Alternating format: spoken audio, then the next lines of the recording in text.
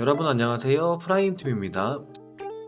저희 채널이 어느덧 구독자 수가 1000명이 넘었네요. 감사합니다. 구독자 1000명이 아무것도 아닐 수도 있는데 저희는 한 분 한 분 모두 순수한 구독자분들이시거든요. 타 모 업체처럼 구독자를 대행사에 맡겨서 올리지 않았어요. 구글에 검색하니까 1000명이면 15만원이면 올릴 수 있더라고요. 그걸 구분하시는 방법은 올라오는 동영상마다 조회수를 보시면 돼요. 그런 꼼수를 쓰는 것 보면 안타깝기도 하네요. 자, 이제 본론으로 들어가서 제목이 좀 자극적이죠. 근데 맞는 말이에요. 여러분들은 호구입니다.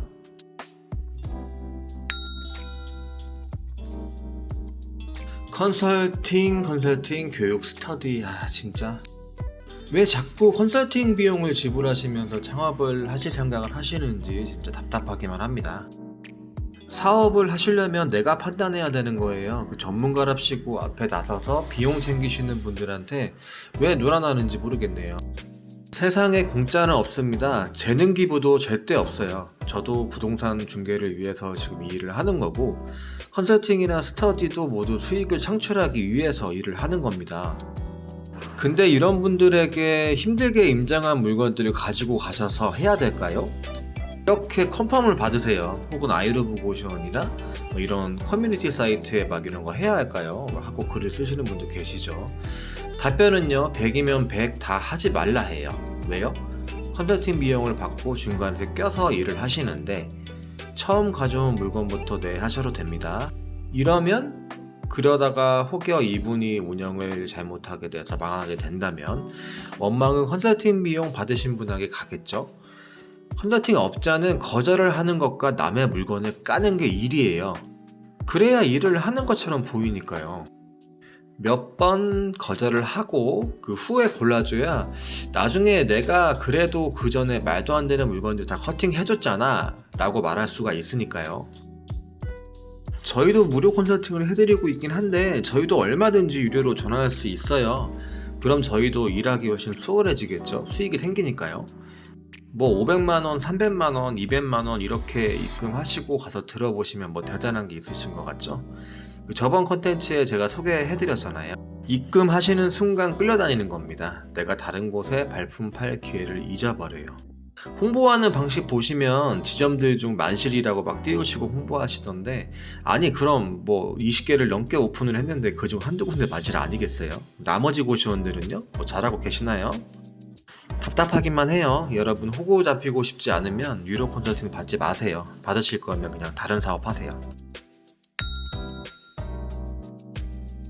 어쨌든 저희는 부동산입니다. 물건이 마음에 안 들면 다른 곳에 계약하실 수도 있지요. 근데 꼭 말씀드리고 싶은 건 싸고 좋은 물건은 없습니다. 절대요. 싸고 좋은 물건이 처음 만난 중개인에게 온다, 나에게 소개를 한다, 나는 운이 좋은 사람이다, 천만에요. 절대 안 옵니다. 싼 건 다 이유가 있어요. 시설 좋고 편하고 당장 수익이 나오는 물건이 권리금이 싸다, 말이 안 됩니다. 입장 바꿔놓고 생각해보세요. 그렇게 파실지. 시설 좋고 당장 순이익이 500 떨어지고 공실 4개에 5런룸 50개인데 권리 7천이다. 왜요?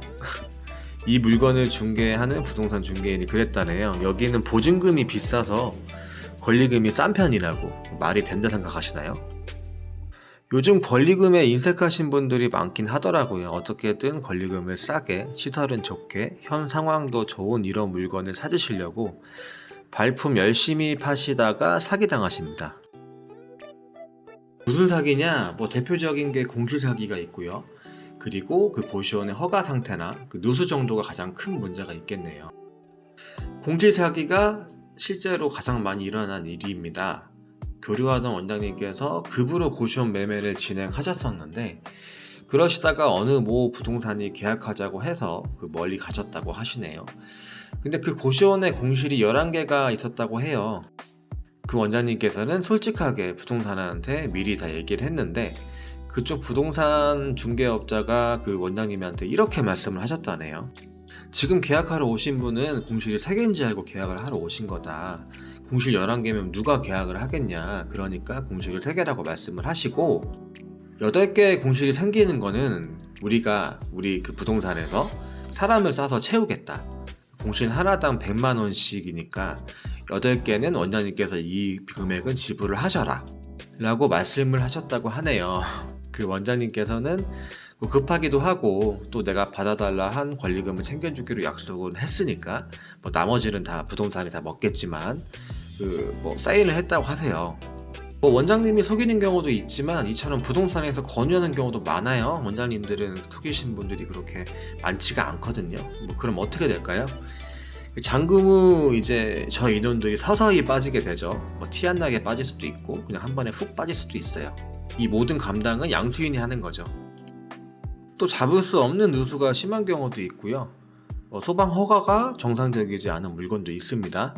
소방 같은 경우는 고시원마다 약간의 문제가 있는 경우는 많아요. 왜냐하면은 임대료를 감당하기에 정상적으로 허가받은 면적만 사용하기는 조금 아쉬우니까 위반을 조금씩 감수하시고 운영하는 물건은 좀 많이 있습니다. 어떻게 보면 이런 물건이 시세보다 저렴하게 나오니까 돈이 날 물건들은 좀 있긴 있어요. 돈만 생각하신다고 하면은 하자 있는 물건이 돈 된다는 말은 많잖아요. 근데 이거를 알고 계약을 하시는 것과 모르고 계약을 하시는 거는 정말 천지 차이입니다. 일부 대부분이 이런 문제는 말을 안 하고 계약하는 경우가 많아요. 양수인 없이 양도인과 중개업자끼리 소방 허가만 막아놓고 받아놓으면 모르잖아요. 그럼 양수인은 모르고 있다가 운영하다가 알게 되는 경우도 있고, 심한 경우에는 물건을 팔 때까지 모르는 경우도 있어요. 그래서 소방 허가 받다가 걸리는 경우도 있습니다. 이런 게 다 어떻게든 권리금을 안 주고 현수익 빵빵한 물건을 잡으려고 해서 당하는 사기들입니다. 당할만 해요. 세상에 좋고 싼 물건은 절대 없습니다. 싸게 사고 싶고 내 몸은 편하게 하고 운영을 하고 싶다는 건 말이 안 돼요. 권리금 사기만 당하지 않으면 투자금이 높을수록 몸은 편해지는 건 맞고요. 투자금이 적을수록 내가 뛰어서 벌어야 됩니다. 고시원은 그래요. 이 룰은 깨지지 않으니까요. 꼭 기억하시고요. 정상적인 권리금을 좀 인정하고 물건을 잡으시거나 아니면 시설이나 순익 둘 중에 하나를 포기하시는 게 현실적이에요. 이상하게 싼 물건은 의심을 무조건 하시고요. 아까로 잠깐 말씀드렸다시피 그렇게 내용이 좋은 물건을 처음 만나는 중개인한테 들었다, 이거는 아니에요. 저 같은 경우도 그렇게 정말 좋은 물건이 나오면 저랑 교류하고 있는 원장님들 혹은 이제 저에게 몇 번 계약을 하신 분들한테 먼저 권유를 하거든요. 그러다 보면은 결정이 되는 경우가 많고요. 그게 만약에 안 된다고 하면 새로운 손님에게 돌리긴 하는데, 그래도 그 물건들이 새로운 분한테 오픈하기가 좀 꺼린 이유가, 중개인도 마찬가지로 이분은 처음 본 사람인데 이분이 어떤 분인지 어떻게 알고 제가 갖고 있는 히든카드를 꺼내 보여요. 소문나서 다른 부동산에서 뺏기는 경우도 있기 때문에 절대 처음 본 사람한테는 그렇게 물건 좋은 거는 브리핑을 안 하는 편이에요. 그리고 그런 물건들이 자주 나오는 것도 아니고요. 1년에 한 번이나 나올까 말까? 그 정도 물건들이 있긴 있어요. 있긴 있는데 그런 거는 거의 없다고 보시는 게 속 편해요, 솔직히. 그렇게 싸고 내용 좋은 물건을 왜 파시냐고 이렇게 의심을 해서 물어보시면 다들 몸이 아프시거나 아니면은 급하게 이민을 가야 된다. 이상하게 항상 파시는 원장님들은 몸이 아프시고 그리고 미국이나 일본으로 다 이민들을 가신다고 하시네요. 어떻게 된 거죠, 그게? 이민 가신다고 말씀하신 원장님들 다른 고시원에서 만난 경우 많아요. 네, 이런 이유들도 걸러 들으시고요. 오늘은 여기까지만 할게요. 시청 감사합니다. 지금까지 정직중개하는 프라임팀이었습니다.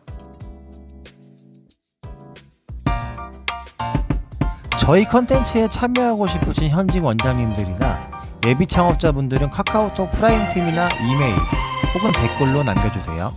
유익하셨다면 구독, 좋아요 눌러주시면 영상 제작하는 데 큰 힘이 됩니다. 지금까지 프라임팀의 고프였습니다. 감사합니다.